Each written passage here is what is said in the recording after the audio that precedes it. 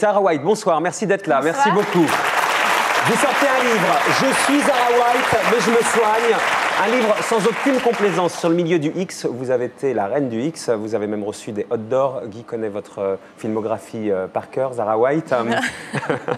Vous racontez tout, votre succès dans le porno, votre idylle avec Rocco Siffredi, mais aussi votre expérience dans les bordels en Hollande et votre descente aux enfers avec la drogue. Alors tout d'abord, à 37 ans, vous dites avoir remonté la pente, vous êtes mariée, vous êtes mère de famille. Pourquoi sortir un livre et revenir dans la lumière, vous, on va le voir, mais qui avez connu une vie absolument incroyable et une descente aux enfers qui fait froid dans le dos? Pour donner un peu d'espoir qu'après l'enfer, il y a toujours le paradis. Je sais pas, on Donc peut toujours s'en sortir avec un peu de bonne volonté. Mais avoir écrit le livre, c'est parce que les gens, ils ont une tendance à juger facilement, moi comme des autres personnes. Et en fait, on juge l'image. Ouais, souvent on me méprise ou autre chose, mais en fait, on juge une image qu'on a de moi, qui ne suis pas forcément. Donc j'avais envie d'écrire un livre, de décrire, de faire Ça donne pas envie en ressentir même qui temps. je suis vraiment, pour qu'après, si on a envie de juger, au moins on a raison. Parce que vous écrivez désormais, j'apprécie chaque minute de mon existence, j'ai appris ce qu'est le prix d'une vie, j'ai côtoyé les paradis artificiels et plongé dans les abîmes d'un enfer bien réel. J'ai survécu à toutes mes erreurs et je suis fier de mon parcours, j'assume mon passé sulfureux, mais j'aimerais qu'on me laisse une chance de me bâtir un nouvel avenir. Mon mari et mes enfants n'ont pas été jugés, n'ont pas à être jugés pour la femme que j'ai été. Puisque votre mari et vos enfants, manifestement, vous êtes maman de combien d'enfants, Zara White? De 2 enfants. Ouais. On les regarde aussi un peu comme ça sur le thème, c'est les enfants de l'autre qui faisait des films porno, quoi, c'est ça? Pas encore, parce que ils sont encore tout petits, mais j'ai peur qu'un jour ça peut peut-être arriver qu'ils leur jugent à eux, et ça ne sera pas juste. Alors, vous racontez votre histoire, vous commencez en Hollande et vous dites, n'en déplaise à certains, je viens d'une famille complètement normale. J'ai eu une enfance on ne peut plus équilibrée au sein d'une famille croyante et aimante, aucun traumatisme à l'horizon pour expliquer mon parcours hors du commun. Je suis normal, bien plus proche de vous que vous ne voudrez jamais l'imaginer, n'en déplaise à certains. Donc, aucune prédisposition pour être prostituée, puisque vous avez été d'abord prostituée, ou pornostar, ce que vous avez été également, et puis ensuite vous détruire dans la drogue, comme on va le voir. Voilà, ouais, c'est ça. Comme toutes les enfants, comme plein d'enfants, quand j'étais petite, je voulais être star du cinéma. Bon, je l'ai fait, mais d'une autre façon. Voilà. Vous vouliez être connue quand même, on peut dire ça quand même. Je voulais être connue, ouais, c'est ça. En même temps, on va le voir. Mais j'ai pas du tout le fait que j'ai fait des films art, c'était pas pour être connue, parce qu'à l'époque où moi je faisais des films art, les filles n'étaient pas connues. Oui, ça c'est vrai. Alors en même temps, quand vous dites je viens d'une famille normale, moi ce qui m'a le plus surpris dans votre livre, encore une fois, à part la drogue, enfin c'est d'une glauquerie absolue. Votre père, à un moment donné, quand vous êtes une star aux États-Unis, puisque ça démarre vraiment là-bas, votre mère viennent sur les tournages. Votre père, au début, quand vous travaillez dans une maison close, il vous accompagne jusqu'à la porte de la maison close. C'était un acte d'amour de sa part. Peut-être. Il faut bien l'interpréter. Certainement, mais moi je ne peux pas imaginer qu'un père ou une mère vienne assister aux ébats de sa fille. En plus, il faut voir dans quelles conditions. Dans les films porno américains, c'était sur le tournage. Ils étaient sur le tournage, mais ils n'ont pas vraiment vu mes ébats. Et mon père, vous l'écrivez quand même, hein, vous écrivez qu'ils ont vu les débats. À un moment donné, vous l'écrivez. Ma mère, mais c'était pas une inadvertance, et on s'est sentis aussi bizarres l'une comme l'autre. Hein.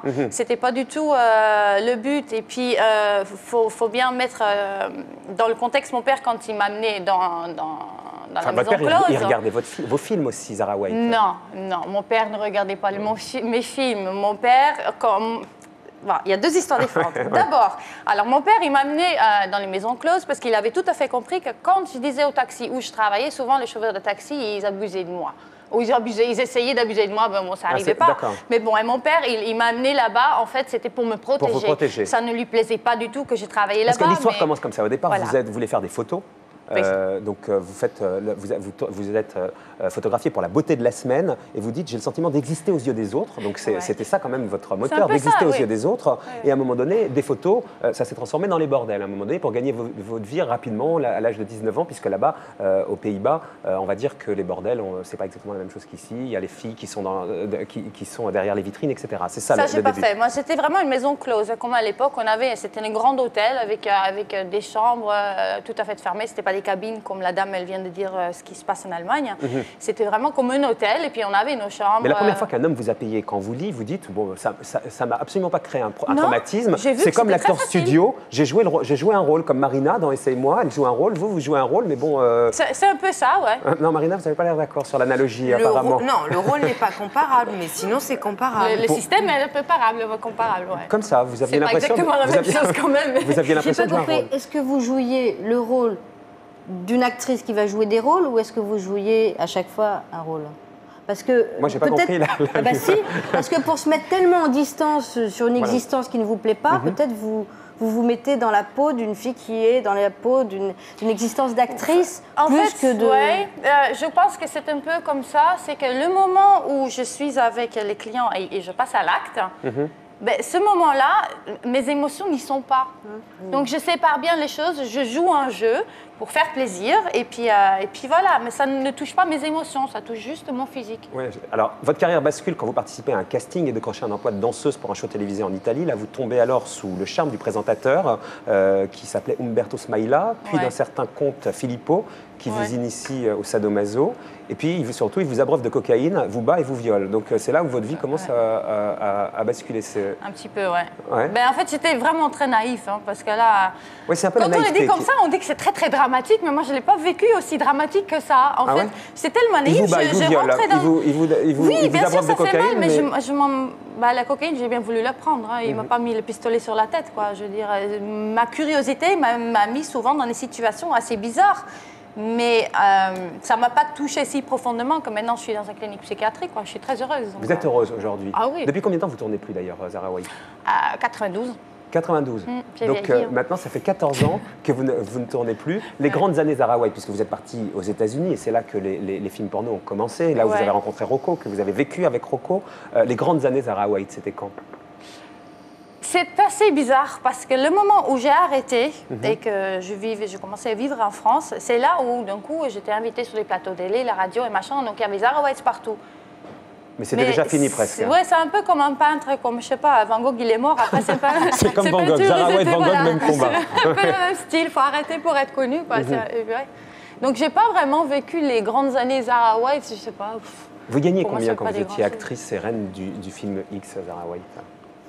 Je vais le dire, mais ce que j'ai remarqué, que les gens trouvent ça beaucoup. Maintenant, ce que j'ai gagné, c'était pour une journée de travail, point. Le producteur, il gagne toujours de l'argent avec mes films maintenant. Vous pouvez les Tandis interdire, que moi, c'était vraiment juste un jour. Vous pouvez les interdire d'ailleurs, les films qui passent de Zahra Ouaït, maintenant que vous avez une nouvelle vie, que vous avez 2 enfants, que vous êtes une maman bien comme il faut? Je n'en sais rien du tout, il faudra que tu me présentes un bon avocat. Mais aujourd'hui, non, mais la question est, Zahra, est-ce qu'ils vont sortir en DVD? Parce que les cassettes commencent à s'user. Ils sont sortis sur DVD, oui. Les cassettes vidéo, maintenant, sont usées, réveillées. Je crois, il y en a même sur DVD, oui. Mais à l'époque, on donnait tous nos droits. Pardon. Oui. Non, pardon. Moi, je pense que les producteurs, ils se sont encardés pour que vous ne puissiez pas interdire les films parce que vous n'avez plus envie qu'ils passent. Sûrement, ouais. J'imagine bien. Quand vous êtes revenue des États-Unis et que là, vous êtes à nouveau tombée amoureuse, puisque votre problème, c'est de tomber amoureuse en permanence et pas finalement des meilleurs. Là, ça a été absolument abominable. La drogue, c'était votre mode de vie. Vous viviez dans une voiture pendant des longs jours. Il y a des moments, ouais. Ça a été glauque au possible. C'était pas que ça. Hein. Il y avait des super moments, on voyageait, on voyait plein de monde et on faisait plein de choses. Et il y avait des grands moments d'une solitude extrême. Vous m'avez pas dit combien vous gagnez d'ailleurs? Ah oui, $1 250 pour une journée. $1 250 pour la journée. Vous tourniez, Rocco dit qu'il tourne entre 20 et 25 jours par mois, et vous? Non, moi c'était 2 à 3. 2 à 3. Ouais. La condition des filles dans les films porno, Rocco Siffredi aujourd'hui dit elle le voulait bien, je ne les ai jamais traumatisées si elles n'étaient pas d'accord. Enfin, en même temps, c'est vraiment la femme objet dans l'absolu. Vous avez conscience que vous véhiculiez cette image-là, vraiment la femme objet Pas du tout pendant que je tournais, parce que je m'amusais. Je choisissais mes partenaires, je faisais ce que je voulais, on ne m'a jamais rien imposé. Je gagnais bien ma vie, j'étais heureuse. Donc moi, je ne me suis pas vue comme une femme objet. Maintenant, si quelqu'un le fait pour quelqu'un d'autre, pour son petit copain, ou que pour de l'argent, oui, la limite, ça change, mais moi, j'étais bien. Vous avez l'impression de vous être mieux sortie que les autres, parce qu'il y a pas mal d'actrices porno qui se sont suicidées. Vous-même, vous racontez dans le livre que vous étiez à 2 doigts de sauter par la fenêtre à un moment donné. Vous avez l'impression d'être une miraculée d'une certaine manière? J'ai un bon ange gardien. Qui est d'ailleurs très très fatigué, je pense. Vous l'avez trop sollicité manifestement, votre ange gardien. Oui, il n'a pas besoin de vacances.